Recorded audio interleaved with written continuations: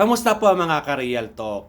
Kung naaalala nyo po yung nakaraang post ko o yung nakaraang video na pinost ko sa aking Facebook page na magkakaroon tayo ng charity project as a celebration ng aking kaarawan. Ito na po yung araw na mamimili po sila ng school supplies para sa aking napiling beneficiary na ang daycare center ng Barangay Aglipay, Rizal, Nueva Ecija. Bago po natin panoorin ang bidyong ito, follow ka muna sa aking Facebook page, Joey Natividad Real Talk, at sa aking YouTube channel, Joey Natividad, para updated po kayo sa aking mga videos and reels. So yun na nga, sabay-sabay po nating panoorin ang pag-purchase ng mga school supplies ng daycare center ng Barangay Aglipay, Rizal, Nueva Ecija. Tara, panoorin na natin.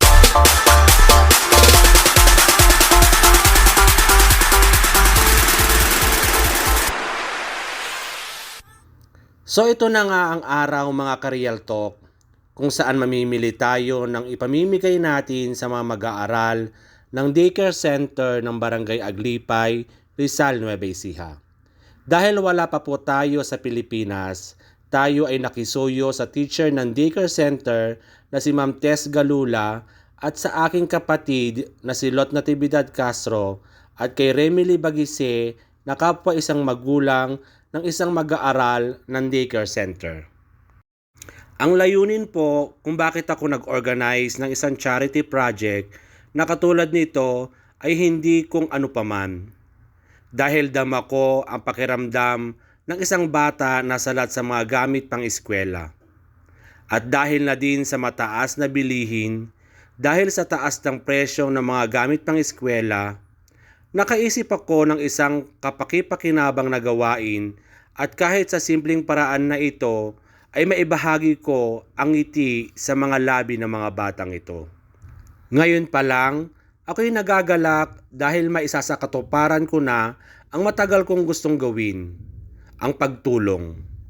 Nagtataka po kayo siguro kung bakit mismo sa aking lupang sinilangan ako nagsimula ng charity project. Opo, sinimulan ko sa aking mahal na barangay, Aglipay, Rizal, Nueva Ecija, ang aking charity project na ito. Dahil gusto ko, bago ako tumulong sa ibang lugar o ibang tao, ay gusto ko munang tulungan ang mga taong malapit sa aking puso. Ang aking kabarangay. Ang lupang aking sinilangan. Ang lupang saan ako lumaki. Nagkaisip at nag-aral. Natutong magsulat at bumasa, at higit sa lahat kung saan ako natutong makipagkapwa-tao. Layunin ng charity ito ang diwa ng pagbibigayan at pakikipagdamayan. Mayaman ka man o mahirap, iisa lang ang nais ko, ang matuto ang lahat sa diwa ng pagbibigay at pagmamalasakit sa kapwa. Opo, hindi ako perpektong tao, pero lahat naman ng tao ay may karapatang magbago at gumawa ng tama. Sabi nga sa Bible sa Lucas 6 verse 38, magbigay kayo upang bigyan din kayo ng Diyos. Ibabalik sa inyo ng sobra-sobra at umaapaw ang ibinigay ninyo. Sapagkat kung papaano kayo magbigay sa iba, ganon din ang pagbibigay ng Diyos sa inyo. Sana sa simpleng mga ito ay mapasaya natin ang mga bata. Makita lang namin ang ngiti nila sa mga labi, laking kasiyahan namin sa puso ang makita kayong masaya. At higit sa lahat, ako'y lubusang nagpapasalamat sa lahat ng tumulong at nakiisa sa charity project na ito. Ako'y nagpapasalamat kina Ate Lita Ariza, Ate Annalyn Ormatan, Ate Criselda Lopera, Ate Leting Onofre Lirema, Ate Dina Marana, Ate Helen Sarsalejo Casalmer, Ate Nemia Taburete, at Ate Christine Tienda. Hindi ko po masasakutuparan ang mga ito kundi sa tulong po ninyo. Dahil tulad ko, mabuti ang inyong puso. May pusong laging handang tumulong sa iba.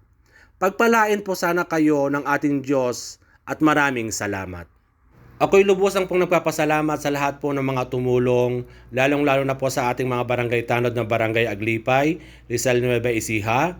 Abangan nyo po ang part 2 ng bidyong ito, ang pagre-repack po ng ating mga school supplies na pamimigay, at ang part 3 po ng mismong event kung saan po ay ibibigay natin ang ating mga regalo para sa mga bata ng daycare center ng Barangay Aglipay, Rizal Nueva Ecija. Saludo po ako sa inyong lahat. See you again on my next vlog. God bless!